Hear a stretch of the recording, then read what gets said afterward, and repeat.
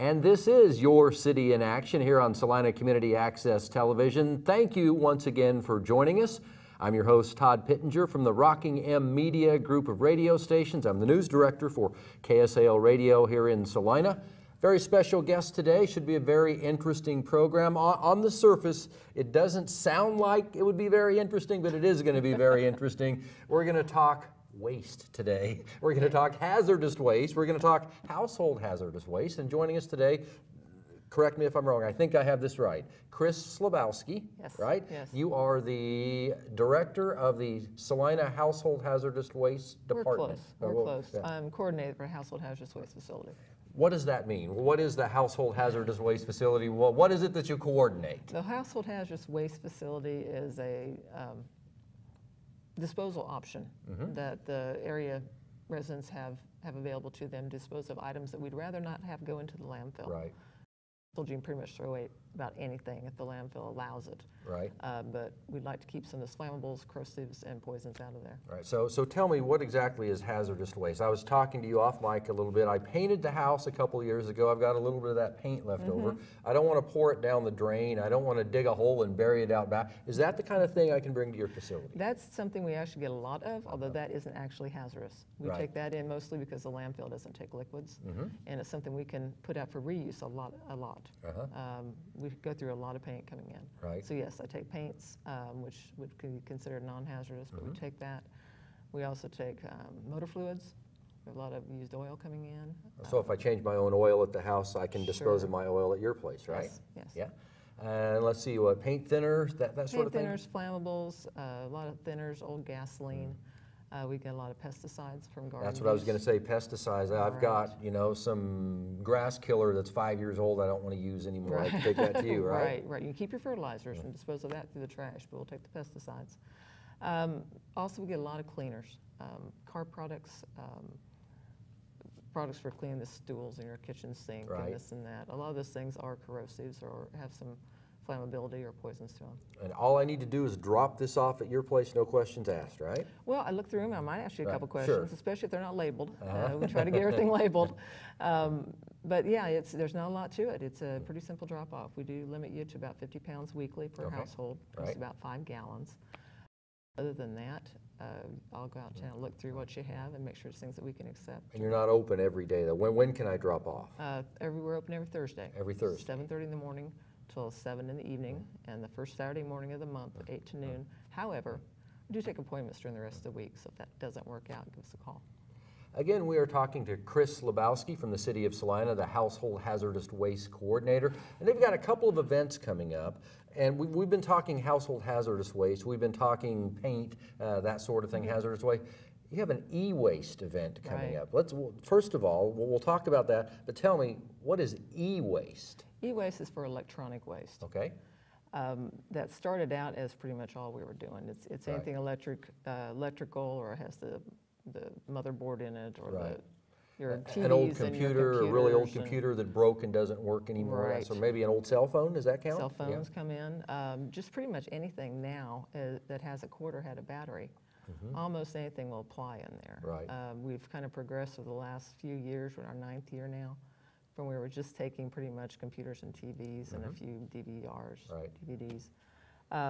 Yeah, almost anything with a quarter of battery. You've got an old fan, you've got an air conditioner, you've got a kitchen appliances, microwaves, radios.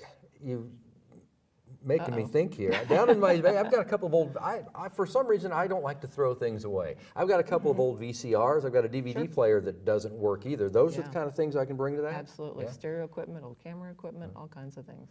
What happens to it when I bring it there? For instance, let's say I bring an old computer and I think, you know what, I can't get this thing to boot back up, but I don't want to keep it anymore. I don't want anybody to get hold of my files. Do I have to worry about that if I drop it off? Well, no, I don't believe so. Right now we are using an R2 certified company as a contractor for this event. And it is a one-day event. This isn't at our facility. Right. What the R2 means is that they have a very high quality or high standard for their services that they go through. They self-evaluate, they self-audit, and they also have outside auditors come in to make sure that what is going through there, especially the hard drives and such, are Because I know a lot of people worry about that. Well, they should. Yes, absolutely. Because you have, if you've banked online, if you've done anything online, you're worried that your information maybe is embedded in your computer somewhere, and somebody could get hold of that, right? Right. So yeah, they have a very high standard for that, and I've kind of asked them about that over the last couple of years. MRC is the name of the company out in Imperial, Missouri. All right. And they have actually go through a forensic testing, surprise inspection type of thing, where hard drives are pulled at random. And so far, this is at the end of last year, they've been 100%. 100%. Well, very good. So they're not taking that information, trying to glean it and selling it or anything, right? That's the big worry that people have. Because you hear horror stories all the time. You do. And certainly it's not even just your computer. What I was surprised to learn, the copiers save all that information Really? too. See, I didn't know that either. Which is a surprise to me, but there's a lot of stuff goes through those. So when exactly is this Ewaste event? This is going to be the first Saturday in May, so it's May 6th. Right. It's up on Markley Road, south of the Dean Evans Stadium. Okay. That big parking lot there, the old runway. Roughly where the old yard waste used to be dropped off. Kind of roughly in that same area? Yeah, you'll enter right at the water tower that's up there, and then you'll drive back to the north where we'll have them set up. Right. It's from 9 a.m. to 1 p.m. that day, and it's a drive-in, drop-off. I don't have to fill out any paperwork. I just drop it off, basically. No, well, there are charges for a few items. Are there? Okay. Majority of everything will be free, but there are some charges for the televisions. There's charges for CRT monitors. Okay. And this year, there's also a charge for Freon containing devices. So and again, that's the first Saturday of May. You do this once a year, so this is it. This is the time. If I want to get rid of it, if I'm doing my spring cleaning, there's some junk down in the basement I want to get rid of, this is the time to do it, right? This is the time to, if you can't be here, get a neighbor to help you out. Because we're not going to be there the next day. I'm out of luck till next year. Then. That's right. Unless you get such a demand, then maybe potentially you'd open up another one. But right now we do it once a year. Don't see that happening for a while. Again, Chris Slabowski, we're talking household hazardous waste, your city in action here on Community Access TV. Now, you said this is your busy time of the year. You told me you've got a couple of different events coming up. Just off the top of your head, tell me some of the places where you're going to be out and about doing things. We're going to be out at the Party for the Planet at Rolling Hill Zoo. Something I go cover every year. One of my favorite events to go to. That's going to be, I think, the 22nd of this month. This Thursday before, we'll be out at the For Women Only. That's one of my radio station events. So I'll see you. I'm going to see you everywhere. I'll see you out at that also. Yeah, and the day after, actually, we're going to have a table set up at the Discover Salina Naturally. That's at Lakewood Park every year. That's a really neat event as well. Now, what do you do when you go set up at these things? Those are basically information. Right, you set up a table and you have a little display maybe. We'll be promoting what we do. We'll be promoting our reuse room, which is something a lot of people aren't aware of at the HHW. That's a lot of items that come in that are in usable condition, go back out into the community for free. You recycle stuff and send it back out? So 30% of what comes in goes back out. Right. And then also promoting things like our electronic waste, make sure everybody knows about it, we get flyers out there. So and of course you wear a biohazard suit for effect while you're at that, right? Oh, yeah, no. I try to avoid that, but yeah.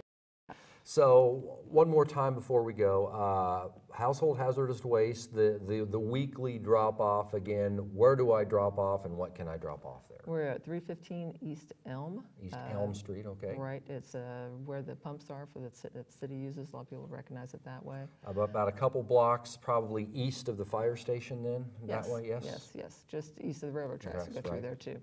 And that's every Thursday, 7:30 in the morning till 7 in the evening, first Saturday of the month, 8 to noon. Or by appointment, other than that. And that is 50 pounds or less is what you ask for, right? Or less is our drop-off limit weekly per household. It does come to, we're talking about leftover household products that are flammable, corrosive, or poisonous. We do include used motor oil and paints in that. You don't want that stuff sitting around in your garage. You don't want it sitting around rusting in a can in your backyard and eventually leaking and leaving a pile. Take it to you, right? And yet everybody has it. Oh, yeah, absolutely, We've all got that. Absolutely. Well, Chris Slabowski, anything else you want people to know before we go? Well, with household hazardous waste, I do like to let you know we do have the reuse available. we go through lots of paint there. If you need something to paint or some cleaners, we have a lot more and more people are stopping by and checking. So you've got paint there, huh? Well, early on Thursdays we do. It goes out pretty quick. Was there a fee for it? No, no charge. So it's probably a really weird, strange, because you mix all these different colors together and come up with like color X, you call it, or something? It's pretty standard gray to brown. Right. We do a light color also that is a cream, and these are within 5-gallon pails. Okay. The cream, there's actually a waiting list on. Right. The others first come, first serve. So but we show up on Thursday if I want? Show up on Thursday. Show up early.